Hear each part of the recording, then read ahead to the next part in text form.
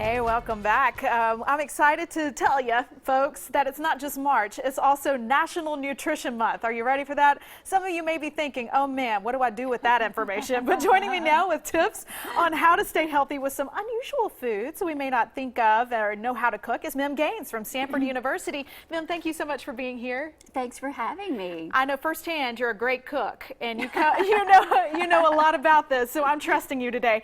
What did you bring with us? Explain what's going on here. Well, I brought Brussels sprouts today simply because when I talk about Brussels sprouts, a lot of people just roll their eyes like, oh, yuck. Oh, I don't like Brussels Thanks, sprouts. Mom. Yeah. We think of these as winter vegetables. They grow best in the winter time or the cold month time. So right now would be a great season to get them. Okay. You can get Brussels sprouts fresh, frozen. It doesn't really matter. Just we want you to eat more fruits and vegetables. Now, the good thing about this is you're going to teach us how to make them tasty, right? Well, you know, yes. Okay.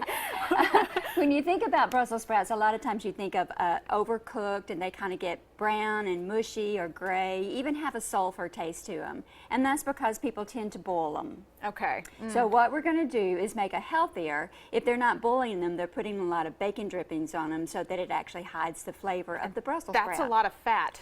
That's a lot of fat, and it's saturated fat, which clogs your arteries. And so today we're looking at a healthier way. If you go with the fresh Brussels sprout, then the best thing is to cut it so that it'll cook faster. Okay. Now I have an iron skillet here. You don't have to have an iron skillet. You can do it on a cookie sheet if you want to. Okay. Because all you're doing is you're taking the cut Brussels sprouts, put it in here, and I typically use a spray. Name brand doesn't matter, but if you didn't want to use a spray of olive oil, you can always use the real olive oil itself. Olive oil is really good to cook with and healthy for you too, unlike a lot of the other oils. Exactly. Now keeping in mind, you still want to use a small amount of olive oil. Okay. A lot of oil is not going to be as healthy. Gotcha. Now, see, you have other Right. ingredients too. What is all this? Well, all you do is you can add some garlic. You take this, you put it in the oven, and you forget it. Forget it. Just turn it on 450, put it in there for 10-15 minutes, depending on how many Brussels sprouts, how big they are. Then when they get out, when they're cooked, then you can easily top them with walnuts. Okay. Most people don't think about walnuts and Brussels sprouts. Or you could put some Parmesan cheese. And I actually did bring some salt because some people really like salt.